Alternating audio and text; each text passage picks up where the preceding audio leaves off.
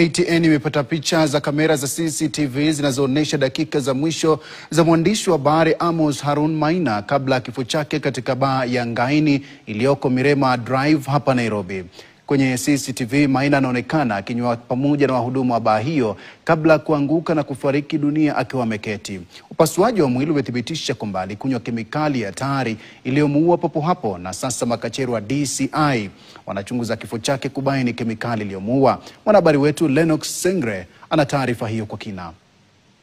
Msururu wa matukio uliopelekea kifo cha kutatanisha cha mwanahabari Amos Harun Maina kwenye klabu ya Ngaine eneo la Mirema Drive unaanza saa 10:18 jioni siku ya Jumapili. CCTV inaonyesha akiingia kwenye kilabu na kuelekea meza alikoketi mwanadada na mwanaume. Anasalimiana nao kwa mkono kisha anaelekea meza nyingine. Saa 10:30 jioni anaungana na wateja wengine na kunywa nao pamoja. Saa 10:54 jioni mwanadada mmoja anaungana naye. Kisha saa 11:23 jioni anaondoka baada ya kuzungumza na wanadada wawili kwa takriban dakika 5.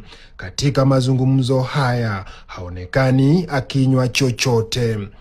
Katika klabu hii ambayo haikuwa na watu wengi, kamera zinanakili kile ambacho hakuna aliyekiona dakika za mwisho kabla ya mambo kugeuka kwa mabaya kwa Amos.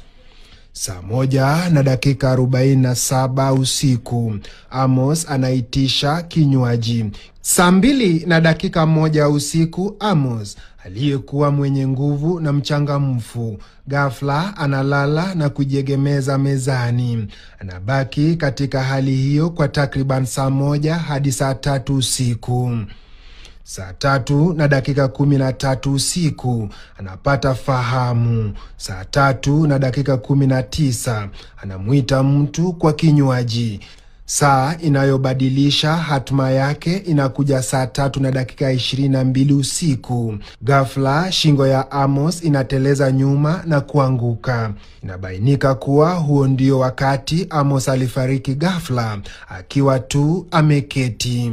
Saa 3:23 usiku mhudumu anajaribu kumsaidia kumlaza mezani bila kufahamu kwamba tayari alikuwa amefariki. Saa 3:34 usiku yule mwanadada aliyekuwa naye, yule aliyemletea kinywaji,